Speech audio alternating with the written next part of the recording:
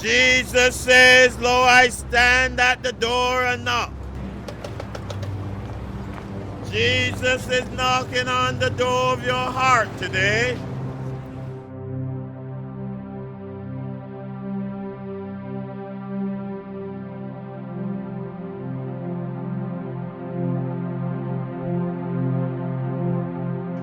An earthly-minded man or woman is one whose great business of his heart and endeavors of his life are about the things of the earth.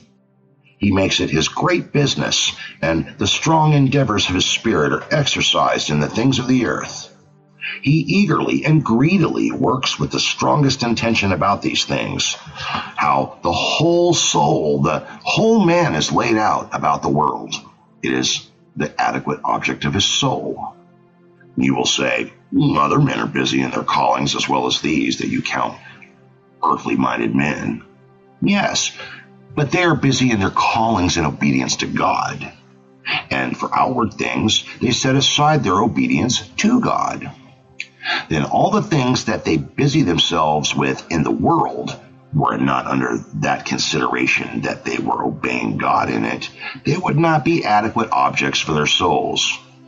By an adequate object, I mean that which is sufficient to take up the whole strength of the soul to lay it out fully.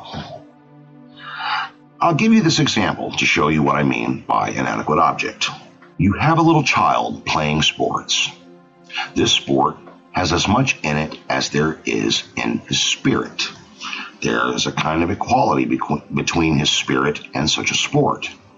A child receives enough benefit from a sport that it's worth laying out all his strength and might upon it.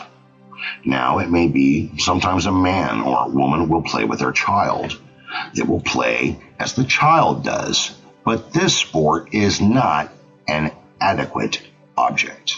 A man or woman will play with the child for a while, but there is not enough good in this play to fill their souls, though it is fully adequate to the desires of the child.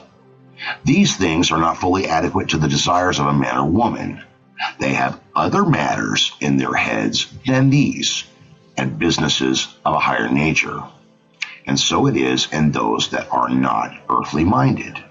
Though they may be busied about the things of this world, yet they use the world as if they used it not.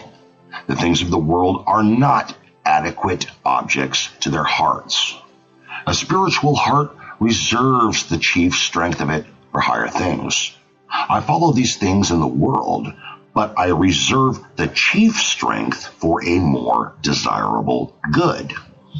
If a man has friends come to him, perhaps some of an ordinary rank come first. He makes ordinary provision for them, but if he has any choice things for entertaining, he reserves them for some choice friends that are coming. So a man that is not of the world, though he may be busy in earthly things, yet the choice of his heart he reserves for things of a higher nature. I remember Tertullian had a speech of the Christians, how they ate and drank when they supped.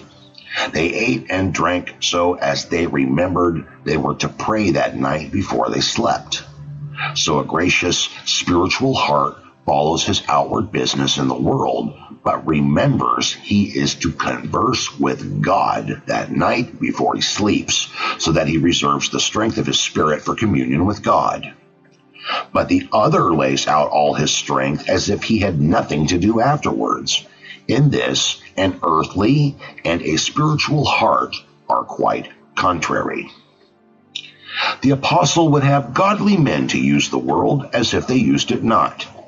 Contrarily, an earthly-minded man uses spiritual things as if he used them not.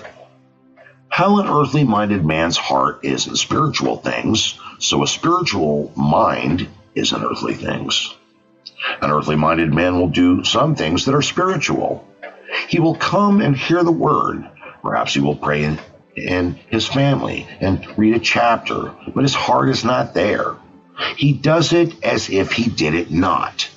Come and hears as if he heard not, and prays as if he prayed not. He does not make it his business to pray or hear. A spiritually minded man does worldly things as if he did them not. in comparison to being busy in spiritual things. Those he does with all his might. An earthly minded man is like Korah, Dathan, and Abiram.